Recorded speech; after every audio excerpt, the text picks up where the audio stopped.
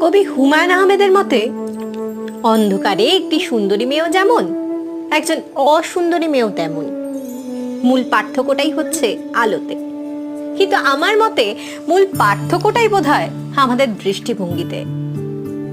আমরা এই সাদা কালো সুন্দর অসুন্দর নিজেদের মতো বানিয়ে ফেলেছি। কই মা দুর্গার মা কালীর মধ্যে তো আমরা সাদা কালো সুন্দর অসুন্দরের পার্থক্য করি না। কিন্তু মানুষের মধ্যে আমরা সাদা কালো সুন্দর অসুন্দর এইরকম পার্থক্য করে ফেলি। ভেবে দেখুন তো, ঘুমের সময় তো আপনার অন্ধকার প্রয়োজন পড়ে, আলোর দরকার কখন? জেগে থাকলে, তাই তো? ঠিক সেরকম ভাবেই সাদা কালো আলো অন্ধকার সুন্দর অসুন্দর প্রত্যেকে একে অপরের পরিপূরক।